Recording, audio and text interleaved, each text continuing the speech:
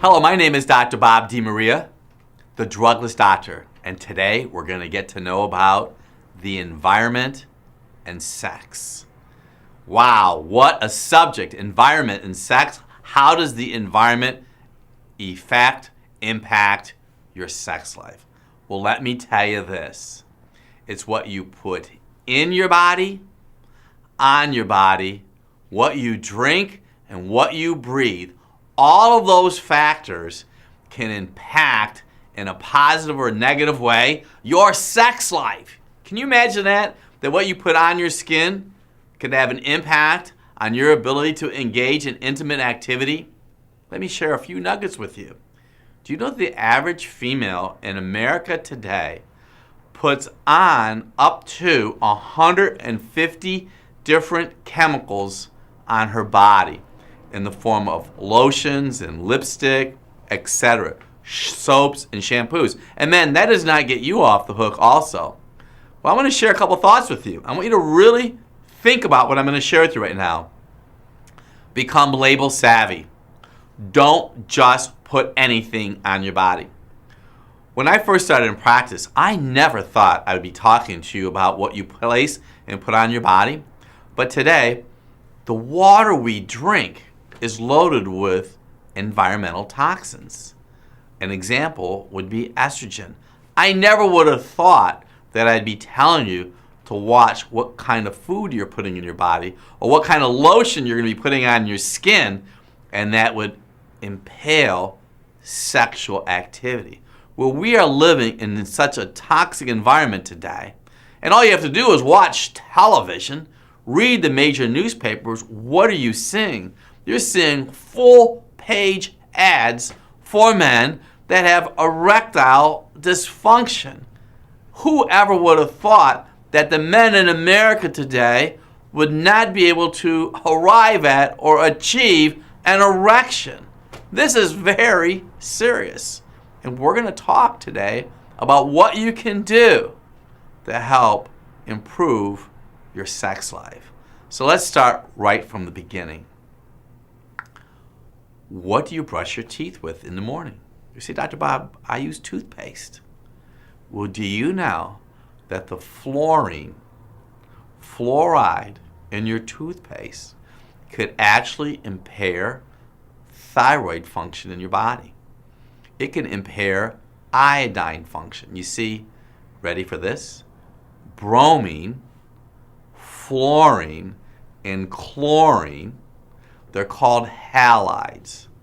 Halides are part of the periodic chart, which is a chemistry-based chart that is along the same column that iodine is in. Bromine, fluorine, and chlorine are antagonistic to iodine. Very serious.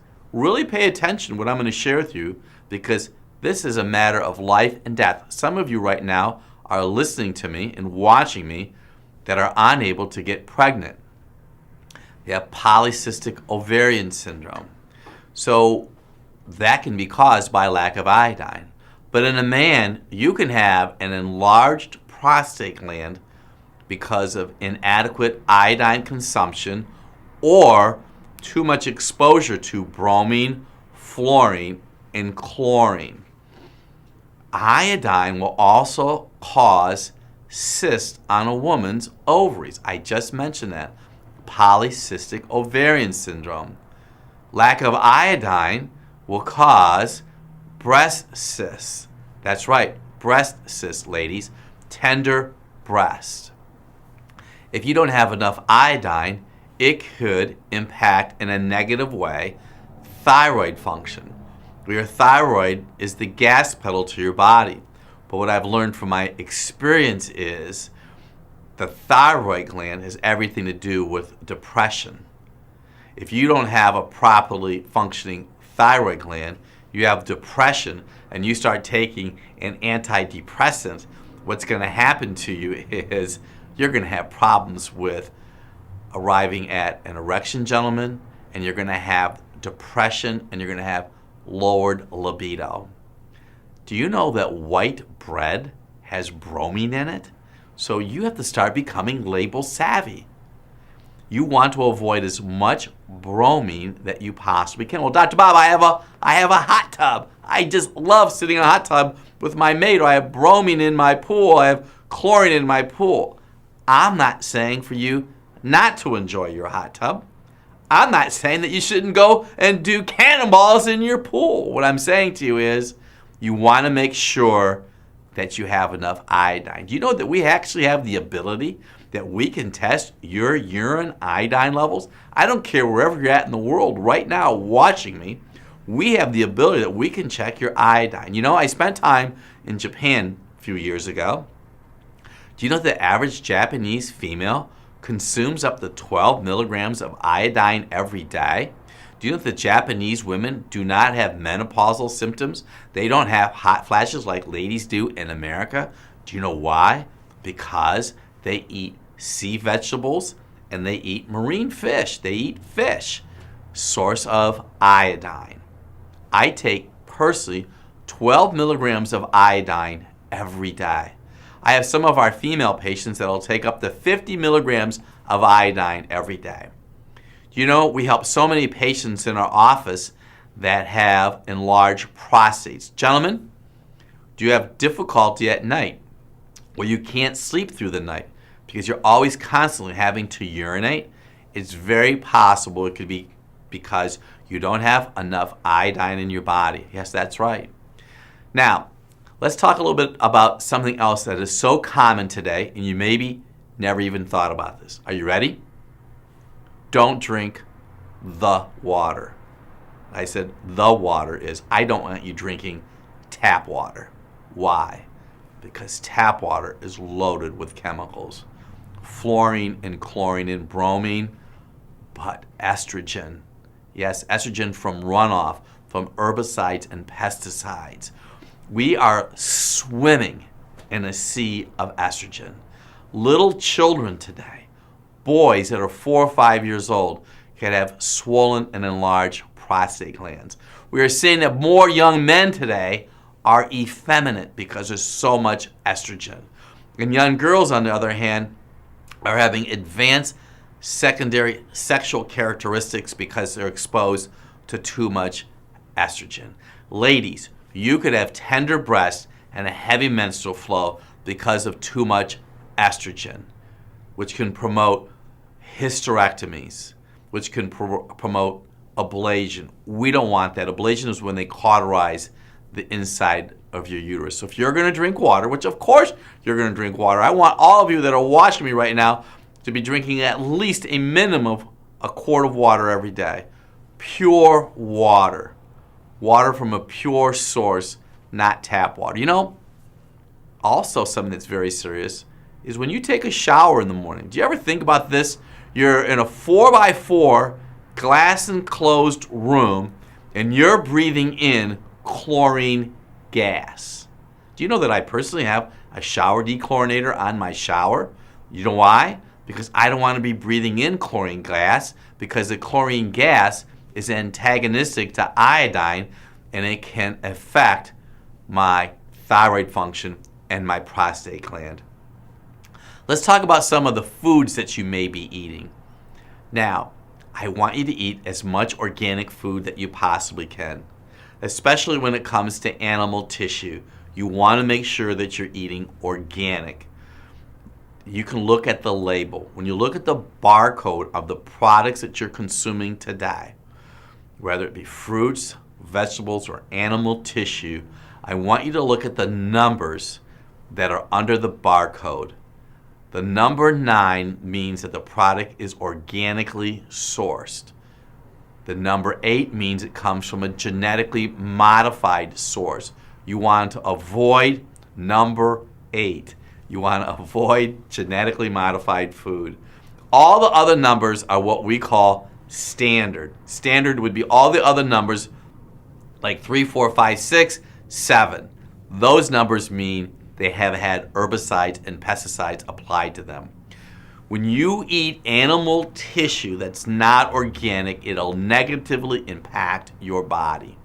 I would always eat foods that are organic. Put it in your budget. You know, even if a head of cauliflower costs $4 or $5, you're going to go to a fast food restaurant and spend that on a burger and fries and a soda. That head of cauliflower will last you a week and a half or 2 weeks. You can cut your budget in half, your cooking budget, by 50% if you start cooking at home. You're going to have more control over what you're putting in and on the food that you're eating. Let me stretch you a bit. There's something called BPA, Bravo, Paul, Apple. BPA, bisphenol A, is an estrogen-based toxin that's inside of canned foods. That has estrogen in it. When they heat the food up and they pasteurize that can, the heat causes the estrogen that's in the lining to go into the food. So I want you to minimize and eliminate as much canned food that you possibly can. Do you know that men that go golfing, men that go golfing have a greater chance to have potential prostate challenges than men that don't golf? And do you want to know why? Because of the herbicides and the pesticides that they spray on the fairways and on the greens. And what's more bizarre than that, our men will put the tea in their mouth, and then maybe they're going to put a cigar on the green, they're going to put the cigar in their mouth. All of that are sources of estrogen, and over time can cause an issue. Well, let me say something to you right now that might scare a few of you to take this a little bit more serious. Do you know that soy stops sex? Soy and wheat deplete the body of zinc. Soy and wheat deplete the body of zinc. When you don't have enough zinc, do you know what can happen to you? Increased copper. There's a condition that you probably have not really heard of before called Peyronie's disease, where a man's penis is actually bent. It's due from too much copper and scarring on the penis. I know that's something I would not want to have. So if there's nothing else that you learned from me today, is you want to minimize soy. Soy stops sex and men. Soy increases estrogen. Men don't need excessive estrogen. Be aware of the medications that you're taking. The medications themselves are often very toxic. They're going to impact in a negative way liver function. You want your liver functioning at 100%. Your liver is the storehouse for vitamins A, D, E, and K. All are very important for optimal hormonal function. So let me wrap this up for you. I want you to focus on as much organic food that you possibly can. Drink water from a pure source.